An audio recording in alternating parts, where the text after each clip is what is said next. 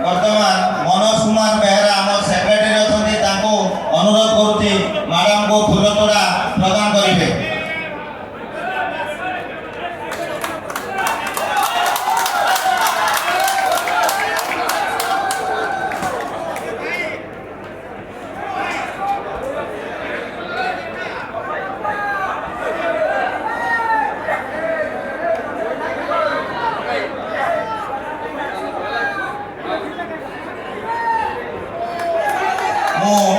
वर्तमान नाट्य मंडपर प्रयोजिका रानी पंडा महोदय को अनुरोध करुच्ची से आनुषंगिक भाव फीता काटी शुभ उद्घाटन करेंगे एवं मैडम को तरफ दुई पद वक्तव्य रखे। पूजार हार्दिक हार्दिक शुभेच्छा और शुभकामना माँ को आशीर्वाद आप मो रही था जहाँ हो आज द्वितीय थर पर पुणी ये ऐतिहासिक माची भद्रक माची पदार्पण करें सब कमिटी मेंबर भाई मान को अशेष अशेष धन्यवाद। आशा करी सबू कमिटी मेंबर भाई मान गोटे जोरदार करताली आसवा दरकार। निहाती भाव में ओडिशार 4.5 कोटी ओडिया दर्शक भाई भौणी जनता दलांतर मु आज ओडिशा माटे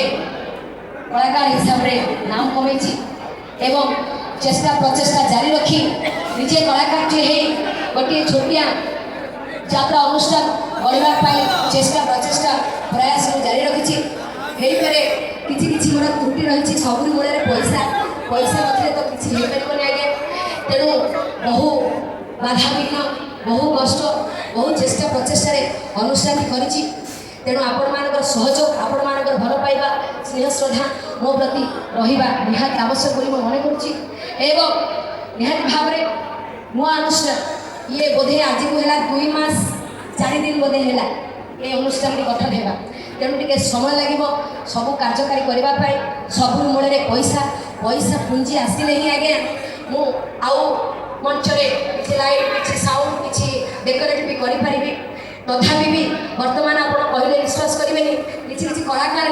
आडभांस पेमेंट भी मुझे करना 2 मास दरमा भी आज्ञा बाकी रखी क्या दे पारि ना कहीं वर्षा सीजन बेपार ना तो अन्य मालिक मान भाया पैसा वाला मालिक पुंजीपति मालिक कि मत कहीं सेमती हृदय सपोर्ट करना से रानीपंडा गोटे अनुष्ठान करुचु बहुत पैसा वाला लोग तो अच्छा चिन्ह जड़े कि साहय सहयोग करने कहीं आगे आसीना बर मुझ मो निज घर पट्टा पाऊती एवं मोर सुना गहना सब प्रकार जिन बंधा पकड़ आज यात्रा अनुष्ठान समस्त आशा विश्वास भरोसा जे रानीपंडार अनुष्ठान उत्तर ଉନ୍ନତି କରିବ ଏବଂ ଆଗକୁ ଆଗକୁ ଯିବ। ତେଣୁ ଜଗନ୍ନାଥଙ୍କ ପାଖରେ ଆପଣ ପ୍ରାର୍ଥନା କରନ୍ତୁ। ଜଗନ୍ନାଥଙ୍କ ନାମରେ ହିଁ ମୁଁ ନାଟ୍ୟ ମଣ୍ଡପ ନାଁ ଦେଇଛି ଯେ ଯାତ୍ରା ଅନୁଷ୍ଠାନଟି ଏହି ଅନୁଷ୍ଠାନଟି ଦୀର୍ଘ ଦିନ ଧରି କାର୍ଯ୍ୟକାରୀ ହେଉ ଏବଂ ବହୁ ଗରିବ କଳାକାର ଭାଇ ଭଉଣୀମାନେ ଏଇଥିରୁ ବଞ୍ଚନ୍ତୁ। ବେଳେବେଳେ ମୋତେ ଇଚ୍ଛା ବି ମୁଁ ସୁଇସାଇଡ୍ କରିଦେବି, ଏଇ ବେପାର ବାଣିଜ୍ୟ ହେଉନି, କାହାକୁ ପଇସା ଦେଇପାରୁନି, କାଳେ କେଉଁ କଳାକାର ପଳେଇବେ, କେଉଁ ଟେକ୍ନିସିଆନ୍ ପଳେଇବେ, ମୋ ପାଟି ଭାଙ୍ଗିଯିବ, ମୋ ଇଜ୍ଜତ ପଳେଇବ। କାଲି ସକାଳେ ନା ମୁଁ ମାଲିକ ହେଇଗଲା ପରେ ନା ମୁଁ ଆଉ କେଉଁ ଅନୁଷ୍ଠାନରେ ଯାଇ କର୍ମଚାରୀ ଭାବରେ କାମ କରିପାରିବି କି? ବହୁତ ଗୁଡ଼ିଏ ଚିନ୍ତା ଆଜ୍ଞା ମୋ ହୃଦୟ ଭିତରେ ଆସିଛି। ତଥାପି ମୁଁ ଆଶା ରଖିଛି ଯେ ନାଇଁ ଓଡ଼ିଶାବାସୀଙ୍କର ଆଶୀର୍ବାଦ ଏବଂ ସ୍ୱୟଂ ସୃଷ୍ଟିକର୍ତ୍ତା ଜଗନ୍ନାଥଙ୍କର ଭଲ ପାଇବା ମୋ ଉପରେ ରହିଥିବ। ମୁଁ ବହୁ କଷ୍ଟରେ ଧୈର୍ଯ୍ୟ ଧରି ବର୍ତ୍ତମାନ ସେଇ ଦିନକୁ ଅପେକ୍ଷା କରୁଛି, କେଉଁଦିନ ନାଟ୍ୟ ମଣ୍ଡପ ମୋର ଶୀର୍ଷ ପାହାଚରେ ପହଞ୍ଚିବ। ତେଣୁ ଓଡ଼ିଶାର ଅଗଣିତ ଦର୍ଶକ ଭାଇ ଭଉଣୀମାନେ ଆପଣମାନଙ୍କର ସ୍ନେହ ଶ୍ରଦ୍ଧା ରହିଥାଉ ଏବଂ ମୋର ଯେଉଁ ସମାଜସେବା କାର୍ଯ୍ୟକ୍ରମ ଆଜ୍ଞା ଏମିତି ନିହାତି ଭାବରେ ଜାରି ରହିବ।